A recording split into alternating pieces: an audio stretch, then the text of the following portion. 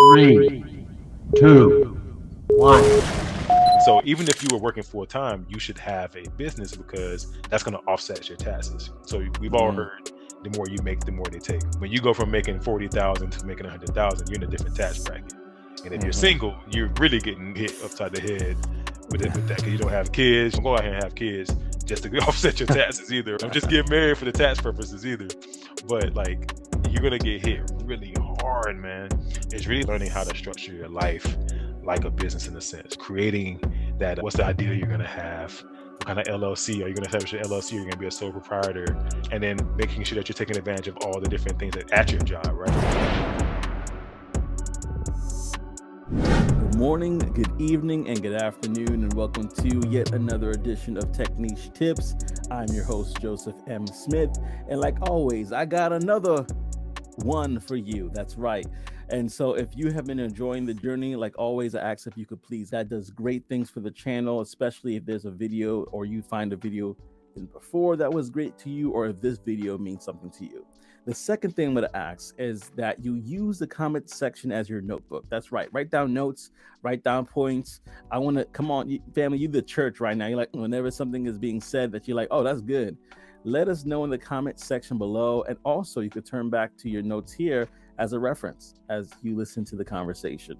And so right now I have a friend of mine on the stage who has been helping people, talking about his journey to being a solutions architect. He's also a content creator, and he wants to really help people specifically in the area of basically leveraging their jobs, their incomes to financially be free. And with that being said, I'm going to bring another brother from another mother, right? Mr. Lee Smith. Welcome to the stage, Mr. Smith. What's going on? What's going on? Listen, thank you for having me, man. I'm going to go and check. I feel like we might be related. It's possible, but we'll find out. You cool dude, so I figure we got to be related somehow, man. But again, just thanks for having me here. I'm thinking the same thing. I'm like, man, did we come through Ghana? I don't know. Right. You never know, man. You never know the triangle trade, man. You know, I'm not going to go there. You never know. You never know. Well, I'm excited to have you, Lee, because I know the conversation is going to be a lot where people are going to be like, where's my notebook? Where's my pen? We're going to talk about some stuff here. Taking notes too. With that being said, I just want to say a reminder to anybody that is new. We start from the boots going to the brain, the boots being symbolic of the journey one takes to get to where Lee is. And the brain is symbolic of not only the mindset someone needs to have to be where Lee is, but to also scale from there. So without further ado, we're going to take it way back to the very beginning, because the beginning is a good place to start. And I would love for you to talk about where you were born, raised, and to lead up to where you are right now. It all began. Let's see here. No, I'm just kidding. No, seriously though. No, so I'm born in Jacksonville, Florida. I'm a Florida boy. Been here my whole life. And sometimes I try to escape, but it's cool, it's whatever. But I kind of grew up in the hood, which I think a lot of people grew up in the hood, but they didn't let that really, I didn't enter that mindset. Like, I got lucky. I was fortunate. A lot of people I grew up with didn't have the opportunities that I got. I got to go to these magnet schools and go to these college prep schools because I was gifted or whatever from an academic perspective, or at least by what they said I was. And with that, I kind of got the opportunity to go to some schools. I went to a college preparatory high school called Stanton College Prep in Jacksonville. And that really kind of opened my eyes up to the possibilities that, oh, there is an opportunity. Like, I would hear people in my classes, they would talk about these 401ks or had all these trust fund baby classmates and everything. And I didn't understand what they were talking about, but it really expanded my mind to start thinking about, man, what is this? There's this thing about money. Like, this scarcity doesn't have to be like, I don't have to remain poor. I don't have to remain a product of my environment. So that kind of what led me to decide, you know what, I want to make some changes. I'm going to go to college. I'm going to be the first generation and the first person in my family to go to college. So I went to University of South Florida in Tampa. Literally the moment I turned 18, like I took off running. I was like, I'm not going to stay in Jacksonville. The family, shout out to y'all. I love y'all, but I love you from a distance. But it just was the mindset. I had to kind of escape that and really find just some diverse way of thinking and a more expanded way of thinking. So spent some time. That was 2008. Went to USF, or University of South Florida in Tampa. Graduated there, and I went up to Florida State in Tallahassee for my master's program. And that's when I made the decision that I was in law school, and I was doing the public administration master's as well. And I realized, I was like, you know what? this law school thing, I don't want to be in debt for this big old law degree and everything. So decided to just go ahead and go full in on getting a master's in public administration, which my concentration was really in financial management. Then I got another degree in finance as well. And that really went back to what I was saying earlier about wanting to understand money a little bit different. I really want to think about that stuff from a perspective that I hadn't been exposed to. Graduated from there, got my first job out of college. And I've always, you're going to hear there's a common theme. I always get these jobs where I didn't have the experience to do them. But my first job out of college, I was managing the budget for a federal government agency, like $30 million budget. I was 25. And it was like crazy because I was like, man, are you sure you want to hire me? Because all I have is some internship experience. But I interviewed well. They gave me a chance, and it ended up being, good for them as well. I streamlined a lot of different things, and that if we're going from the beginning there, it really began there for me, like with the financial piece of it. Here I am managing this budget. I managed it for 5 years actually. And then it hit me more, and I was like, all right, you know what? I can't like keep working like this way or stay in this one position, expect to grow the way I want to grow, right? So I need to have a business. I need to have some kind of form of income. And I've always had a business.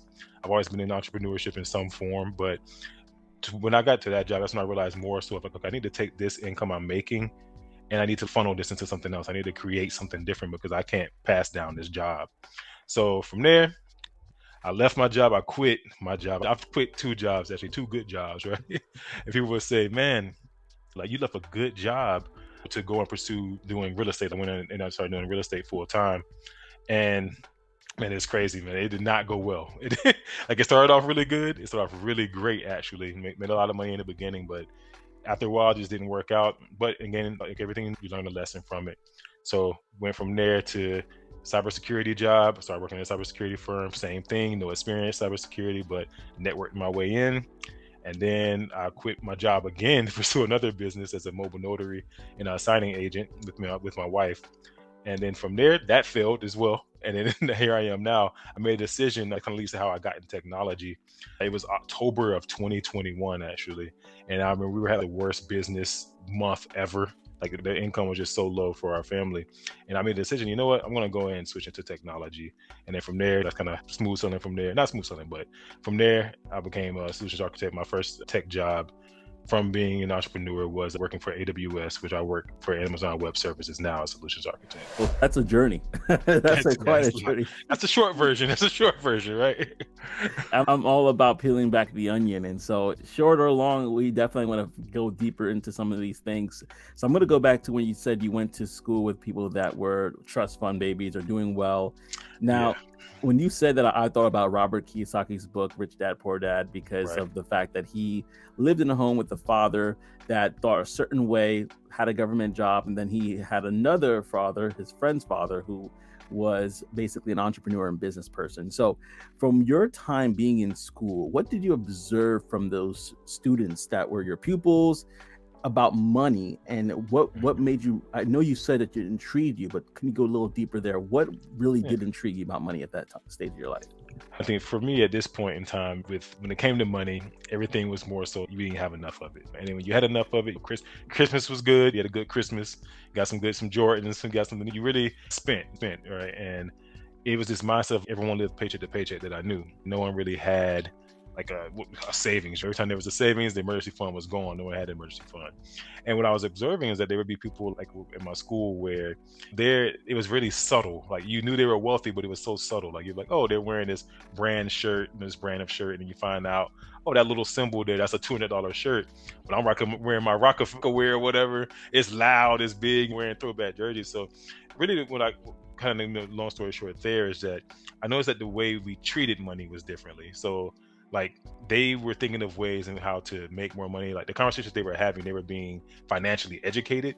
Like I would literally be sitting in the cafeteria, sitting at tables with some of my classmates, and they would talk about how their parents are paying them in their business, even though they aren't really working for them, but they're giving them this paycheck and they're investing that money into this Roth IRA. And I was like, Roth IRAs, 401k, like all these different acronyms. What are y'all even talking about? But the difference was like they had paid off vehicles, but they would come to school in some of the nicest cars, man. And me, I was sitting there trying to figure out like, how am I going to save a vehicle? But I realized that these people were like leveraging money. They were leveraging it, and we were just I was learning to just spend it. So it really made me look at things differently. Look, how do I create a business around these people who have money? So that's kind of where my first businesses really started. It was like, oh, all these young kids got money, so I'm going to find a way to make some money from them, selling candy and all that thing. Smart. Your entrepreneurship wheels started turning at that age. That is very good to know. Quick question though. What made you decide to let me pursue being a lawyer? Was it simply because of the amount of money you can make, or was it going back to the idea of leverage? So it actually was twofold, right? So one thing I know, I'm like a little bit of an activist, right? I've since I've had a family, I've chilled a little bit on it, but I was kind of like the little Malcolm X in my neighborhoods, going into politics, and I really was, my goal was to go into politics at that time. So I really was going to, but in my mind, I had, to go into politics, I need to be a lawyer, I need to have a law degree, I need to understand this. And the school I went to, we had the opportunity to college prep school, so we chose like our majors early on. So like I had a major of doing public administration and doing government. That, and then the second part was like, yeah, man, I can make a bunch of money being a lawyer. I need to make a bunch of money, and that, because that's all you really knew is like your family's telling you you need to go to college, you need to be a doctor, you need to be an attorney. I didn't really know of anything else outside of that, so I was like, I'm gonna do that.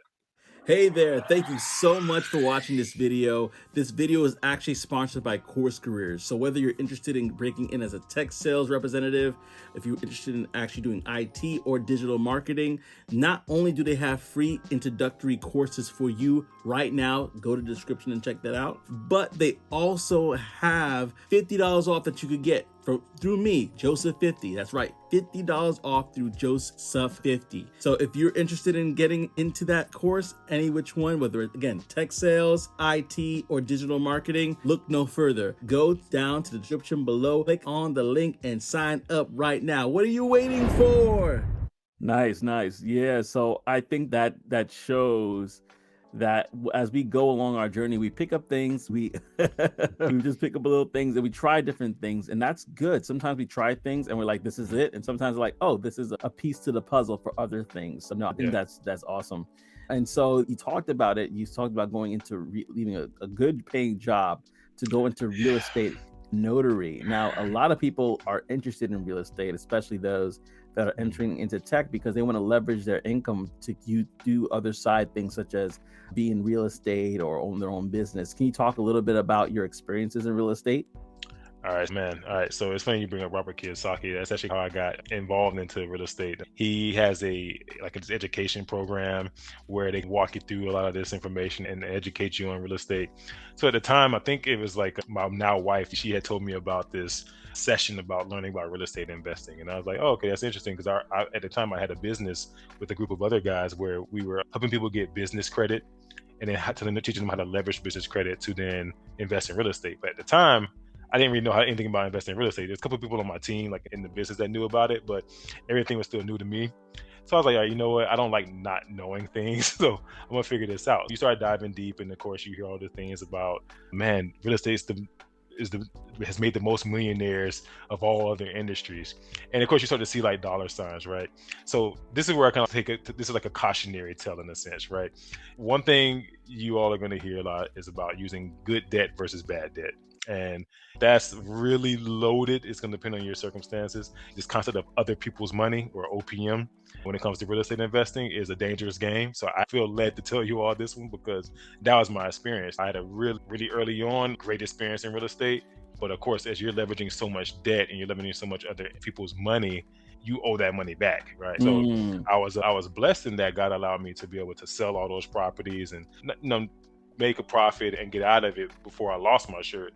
But listen, there's a lot of sharks in it. There's a lot of it's bad, man. It's really bad, but there's still a lot of opportunity. So what that taught me was like, okay, if you're going to invest in real estate, have cash. Like, cash is king, right? You want to be able to leverage cash. If you're going to invest in real estate in some way, do it in more, creative ways. Like, I actually specialize in creative financing. So like house hacking, right? If you want to get your first property, get you a duplex and rent out half of it, you stay in the other half. Eventually you'll live in that, and then at some point you'll move out, buy another house, and then you can put someone in that one. Now you got your first rental property. So it's a slow marathon game. I think a lot of us are so quick to make money in it that we speed to it too much. But Yeah. It's funny that you bring up the part about the leaving my good job, right? Everyone at my job, and I was leaving the federal government, they're like, "What? No one leaves this job. This is the job you retire in. No one leaves this." And I couldn't imagine staying in the same job for 30 years, making like $5,000, $2,000 little increases a year here and there for this slow burn, 40 years retirement, and still not having enough money. So that's kind of what made me decide I needed to find something like entrepreneurship is going to be the way for me to really achieve financial freedom in a sense. Wow. That is such a lot to unpack there. So if you're watching this, definitely go back and listen to some of those cautionary tales. Listen to some of what Lee just said, Listen, it's because crazy. you could use that, right? Like that's knowledge that you could use right away. Oh man. So with that being said, you went into entrepreneurship. You said there were a lot of sharks in the water. You did notary business, and then you said you were able to pivot to become a solutions architect, which for some who don't know, that is another word out of the thousands of other phrases that are used for sales engineers. Yeah. So how did that happen? Because that is one of the question marks a lot of people have. I know I had Ramsey on that talked about that, and he's a coach to he coaches people to become sales engineers. So I just want you to talk a little bit about how were you able to pivot and find your place with a big tech company, if we may say so as well. How were you able to transition to be a solutions architect? No, that's a good question, man. And then this is what we're all here for, right? It's interesting to kind of take you back a little bit on that history. I had left my cybersecurity job, and cybersecurity, I was working for a cybersecurity firm, but I wasn't necessarily doing technical stuff. So I like to make sure people know that like it wasn't a tech job, just was for a tech company. So that's another thing people don't realize, that you can break into tech without being in a tech job, but that's no neither here nor there. I quit my job. I went into doing this notary business, and it was great, man. In the beginning, like it was like, oh, I'm making 10 grand a month, man, 12 grand a month. Me and my wife, 20 grand a month some months. It was great. Like it was amazing. And then it wasn't, because it still, again, is dependent upon real estate. At this time, we're kind of coming out of the pandemic. There are all these interest rates that had went down. A lot of people were refinancing their homes. So there was a lot of opportunity out there for you to do all these refinance signings and get paid. But then that slowed down. That really slowed down. Everyone pretty much got the refinance. And then I realized, okay, you know what? I'm so tired of, because there's a difference between being a business owner, right, and being self-employed. Robert Kiyosaki talks about it too with this quadrant. You have your employees, self-employed, business owner, investor. No matter what, I still was staying on that left side of the quadrant where it was like, okay, yeah, I've been self-employed twice. I've been an employee, but essentially that's the same thing. You're either an employee for someone else, or you're self-employed for yourself. But even then, at least you don't even get PTO when you work for yourself. At least you get benefits for other people. Yeah. So I learned, I was like, man, you know what? Like being self-employed is not what I want to be. Like I want to be a business owner. I want to create something that I can McDonald's in a sense where I can duplicate myself and I don't have to actually be in it.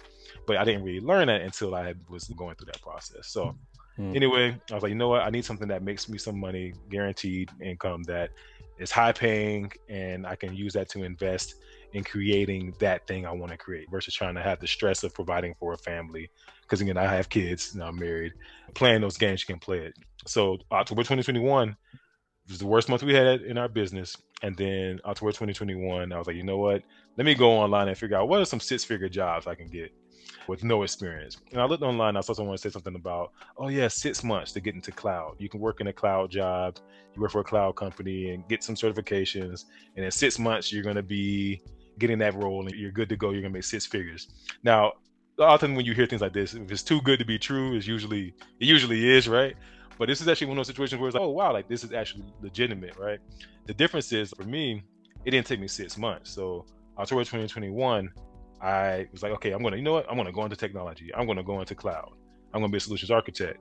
And then October 26th of October 2021, I applied for my job at AWS. I got my assessment. They're like, oh, here, you got to do this assessment. I did my assessment. And then they said I did so well on the assessment that I skipped the phone screen and I went straight to a final interview. Now, this whole time I'm like, what? Like, how in the world is this happening? So this is where here's my testimony to God, of course. Like I tell you this because this is definitely for glory to God on this one. But literally got to my final interview on November 19th, had my interviews, and then the same day I got offered a job for AWS. And I started December 6th. So within a month of me actually making a decision to go into technology, I got into technology, and I didn't have any certifications. I didn't have any experience at all. Now, what I did realize as I look back on that, what I did have was like networking, like experience. Like I realized, I was like, oh, you know what? There's this common theme. Every job I've ever had, when I worked at the federal government, I didn't have any experience. All I had was 6 months of internship. When I worked for cybersecurity, I didn't have cybersecurity experience. But what I did have in all of those roles is that I networked with someone. Like I met someone in those organizations, and I was like I would say I was pretty aggressive in my networking as far as getting into these companies, because I realized that, you know what, I don't have the technical know-how, but I know I have the transferable skills, because we get so focused on this whole thing about no experience, and that's not really, what does that even mean? Because when you first get your job at McDonald's, you never worked at McDonald's, so you didn't have experience in it. You had to sell yourself and your transferable skills. It's really no different than with tech, cybersecurity, federal government, finance, like any of those things. You don't have any experience until you've done the job.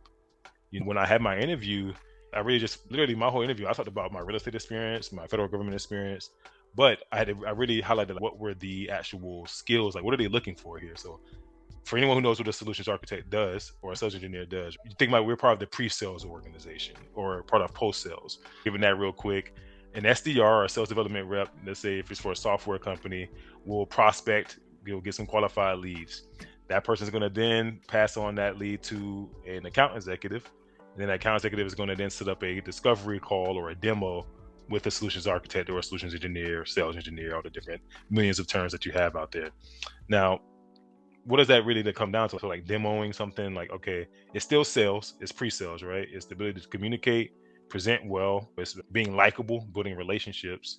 Really, that's all it comes down to. It's those skill sets, because anyone can learn technology, but I can't teach you soft skills. Like you can't learn the basics like of communications that you can polish yourself, but it's a little bit different. It's one of those things you either have it or you don't. So just kind of look at it from that way. Ooh, that's good. That's good. A lot of meat and potatoes in there. Okay, so I'm hearing the questions that they're saying in the back. I hear you guys. So the questions that they're having right now is, okay, let's go back to that assessment. Like, what did you do on that assessment to really win them over? And you basically said that your story about your experience in the federal government, your story about your experiences, and basically trying to answer what they need based off of your experience and transferable skills. What did you say was the defining moment for you where you were able to leverage those things? Or do you feel like it was more that you did in your assessment? No, so I would say it was so the assessment, I'm just gonna say that was guide, right? Because a lot of it was soft skills, but there was also a technical component. And to be honest with you, for anyone who's listening who knows the cloud, like who knows like AWS services, like I barely knew the basic core services. I barely knew like the acronyms, like it was EC2. I think that stands for something, right? I didn't even know that yet. There was a lot of soft skill aspects to it. I think that's what I succeeded in, was the communications pieces, the analytical reasoning, the logical part. But I think where the defining moment really happened was actually during interviews. So like when I prepared for my interviews, what I decided was like, you know what, I'm going to focus on telling a story here. Because I think right now, like they're probably like, oh, you know what, we're going to take a chance. We're not expecting much, but we're interviewing, whatever it is. I need to take this opportunity to really show them what my story like is and like how that's going to work. So as I said earlier, every job I've ever had, I didn't have experience for it. Now, I highlighted that, hey, listen, you aren't the first job that I'm going to get that I haven't had experience for, but you will be another job that I also excelled in if I get it. So just like those other jobs, like I didn't have experience working for federal government. Within those 5 years, I was one of the top performers. I was the top performer, actually. And I streamlined so many processes there. So I earned my keep. So you give me the job, I'm going to do what I need to do there. Same thing with cybersecurity. I had never had cybersecurity experience, never had been an IT auditor before. And in less than a year, I was promoted to a senior IT auditor. Getting promotions, selling in those areas in all these different roles that I've never worked in before. Like, I want you to see there's a common theme. So I explained to them, like, there's this common theme that I have done all of this throughout my entire career. And if I get hired with you, it won't be any difference because I have a proven track record of excelling in whatever role I'm in. And it doesn't matter what the role is, I'll learn what needs to be done in it. So showing them that diverse background, showing like how, hey, listen, like I have the ability to learn this. I think that was really what was like, oh wow, the story. I think the story more than anything was what really won them over, because literally in the final interview, I had 4 interviews that day. And in the final interview, I met with the hiring manager. And I didn't even know I was meeting with him. I didn't know he was the hiring manager. Yeah. And then like literally as we get to the end, he's like, all right, so my decision's already made. I want you on my team. Like I'm settled. Like this, your story, your entrepreneur experience, like this is it. This is what I want Wow. for our team, right? Storytelling is so important. Hey family, it's Joseph here again. Now you have heard me talk about how tech sales has changed my life. I actually want to introduce you to another career that if you decide to go into it, truly is recession proof, and that is cybersecurity. Level Careers is a platform similar to Course Careers that is self-paced and allows you to obtain knowledge and education in cybersecurity, and get this, without prior experience or a degree. That's right.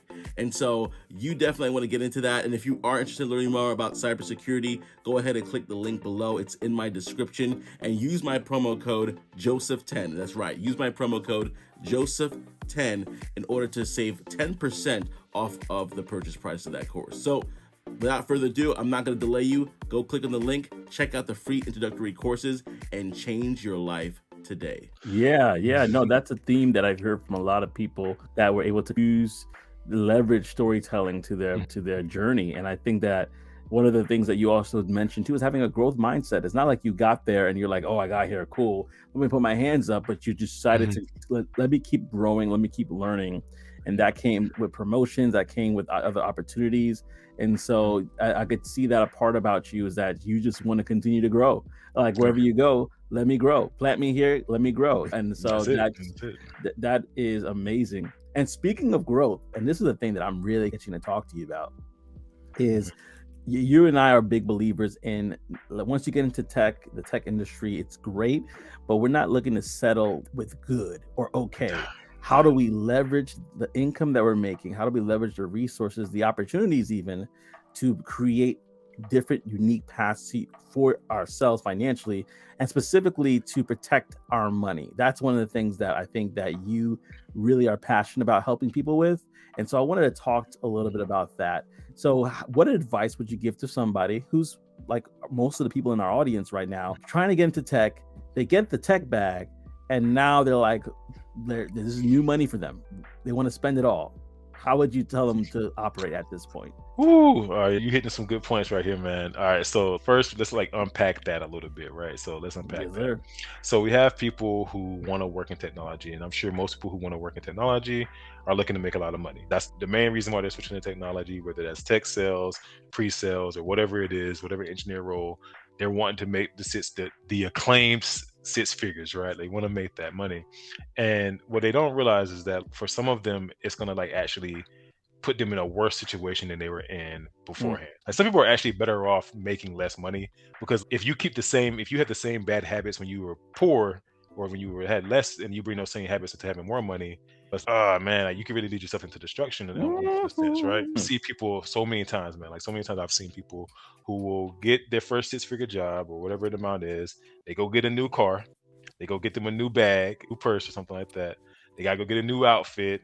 They go get a high-rise apartment, and then job lets them go, or just anything. Like they don't realize, oh man, I over leveraged myself. No, the difference between, I would say, the average person and like people who are like wealthy is like how they look at money. So like some people, they look at money as, oh, I make more money now, that means I can actually leverage more credit. Oh, I got more income now, I can qualify for more, I can take on more credit. Versus like someone who has a wealth mindset, they're like, okay, I make more money now, how can I make this money make more money?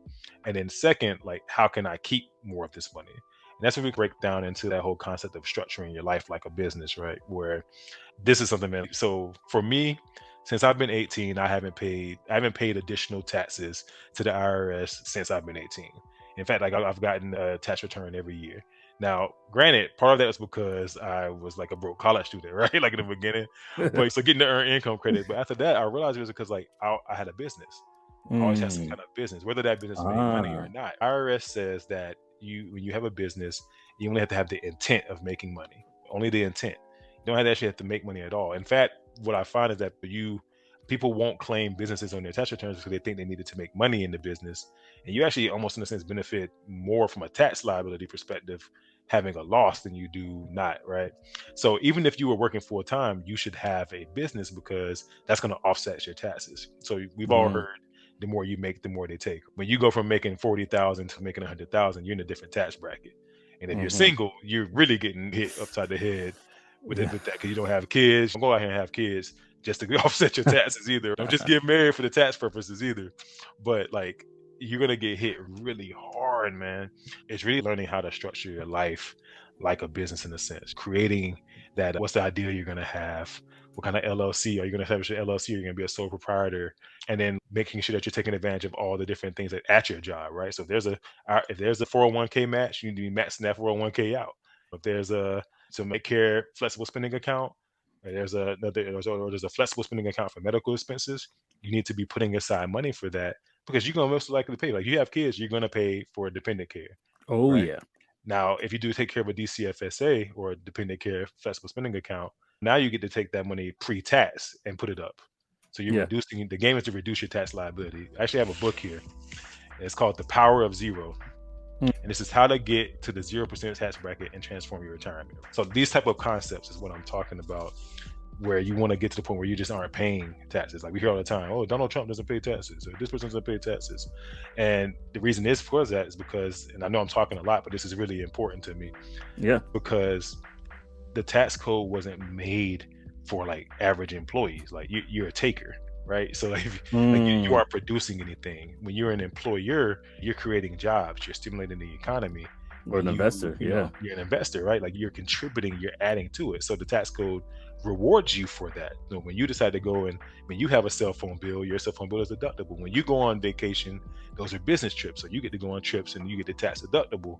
Then when you drive somewhere as a business owner, you get to actually benefit from mileage deductions. But when you're just an employee, when you go to drive, you just drove.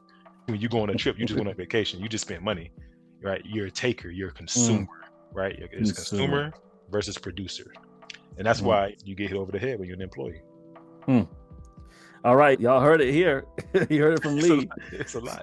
So I want your thoughts, man, on that. If you have some thoughts on what Lee just said, if it was thought-provoking to you, or if you know some things about it that you want to add, put in the comment section below right now. Go ahead and put it in the comment section, because that is something that a lot of people have some people might know a lot about. Some people might have heard this for the first time. And so they're like, oh, wait a second, I got questions, I got thoughts.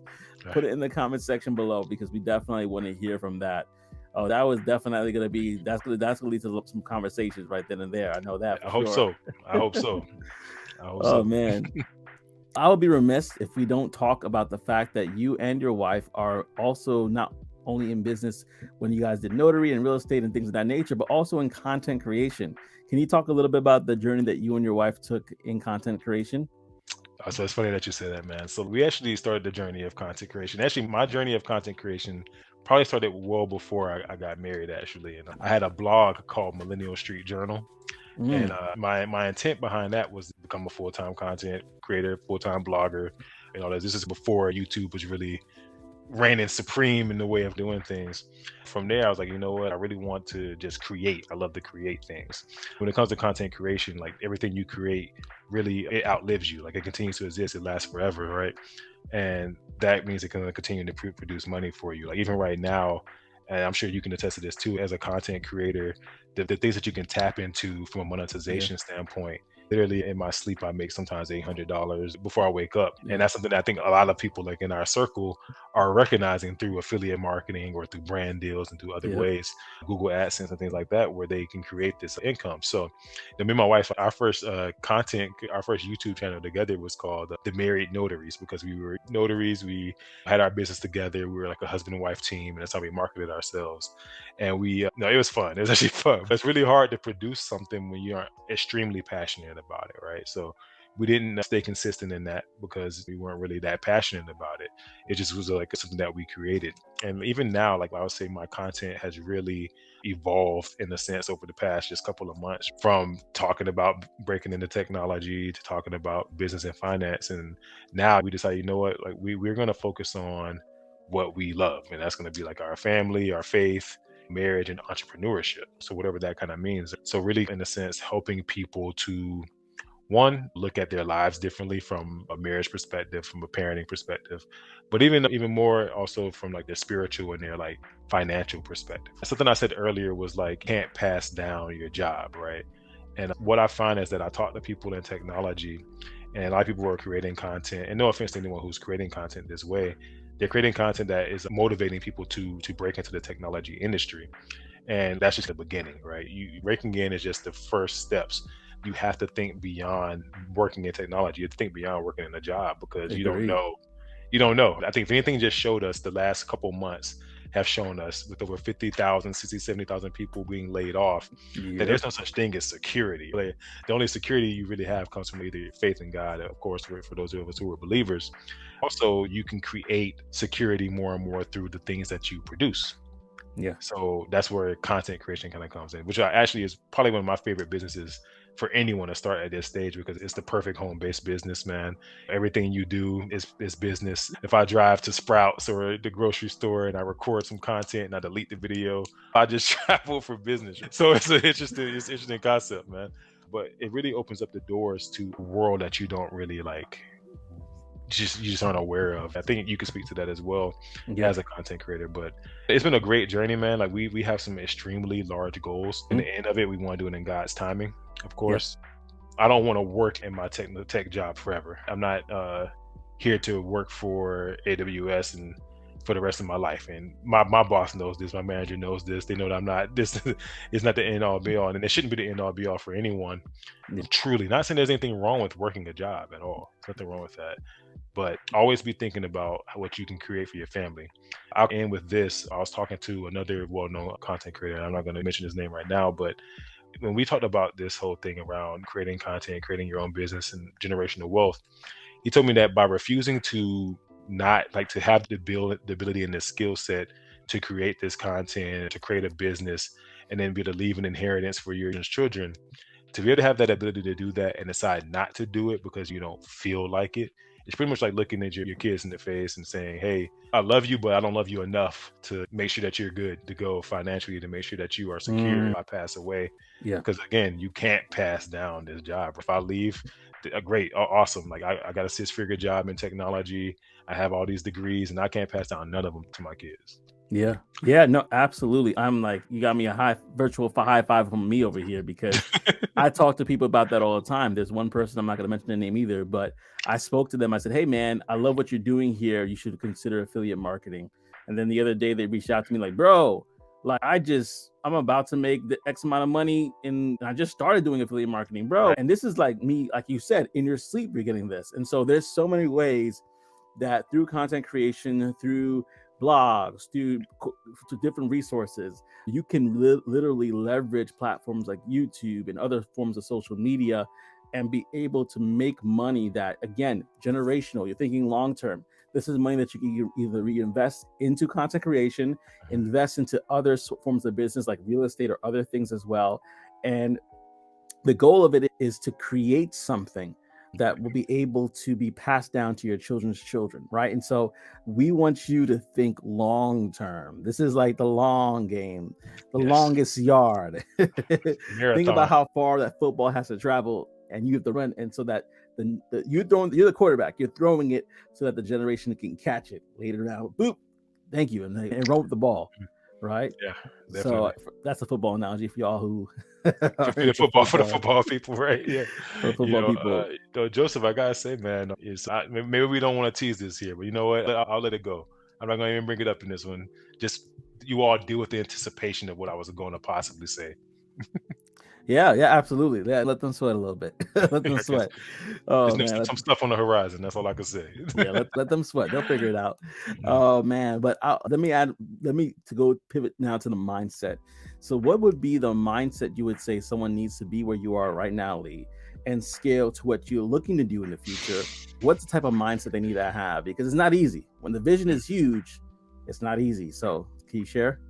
Yeah, for sure. I would say that when it comes to mindset, the first part is believing that it's possible for you. A lot of times we think that we see other people's successes and we think, oh, that could only happen for them. And there's really no difference, right? So like really taking away the barriers of like how you identify yourself or how you think the world identifies you. Like, it's no secret I'm a black man in America, right? But if I focused on that as a barrier of, oh, I'm a black man in America, they don't want me to succeed, then that could really block me. That can really cap me of what I can create. So seeing yourself as a spirit living in a body with a soul, right? And focusing on the fact that there's really no difference. And then we all bleed red. We all are the same. So if you can accept and first transform your mind to believe that it is possible for you, that's the first step, right? Because what they say is a man thinketh, right? So is he.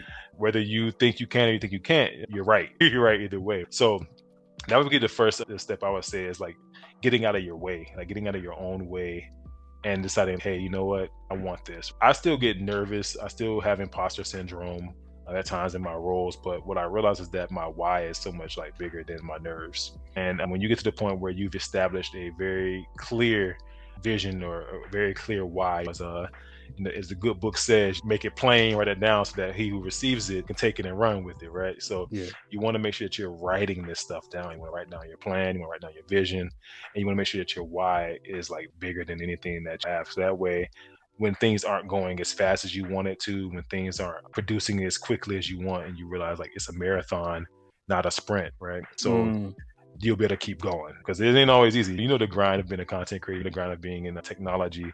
You don't always know what's going to happen the next day. You don't know if people. I create content now. I don't know who's going to watch it. I don't know if anyone's going to watch this right now. I hope so. Right? But you have to not care. You have to stop caring about what other people think as well.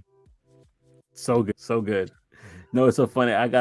It's so funny when you, especially the content creator, people put comments all the time, and you might get like 50 comments that are more affirming and positive, and then you might get that one that's negative, and you're like, oh man, I should stop doing what I'm doing for that one comment. Right. And then all you need is that just a reminder of the 50. It's so funny because it's true. You have to kind of have a determination about you that, hey, listen, I'm not doing this for my first name, I'm doing it for my last name. This is not just content creation is not just me just wanting to be famous. Content creation is me about making impact, trying to help people, but also creating generational wealth at the same time. This is such a good conversation that I think a lot of people are going to be looking at again and again, whether it's the financial nugget, the mindset nugget. They're going to look at this again and say, oh, that was good. And so if you would go, sorry, you say something? Go ahead. No, I said for sure. I was just saying for sure. That's right. Absolutely. So again, if y'all watching this and you're like, man, there's at least one thing that you're like, oh, this is good, hit the like button, put the comments down below, and let's have a conversation. I would love to see engagement and people having conversations about these subjects, because I think that it will definitely benefit a lot of people, especially if you have an area where you're like, hey, I have expertise on this. I want to talk a little bit about that. Put it in the comment section below. We all want to hear what you got to say, and it makes us all better. So with that being said, thank you, Lee, for joining me and having this conversation. I know a lot of people are going to benefit from it and enjoy. And family, until next time, like always, I hope to see you on the other side. Take care now.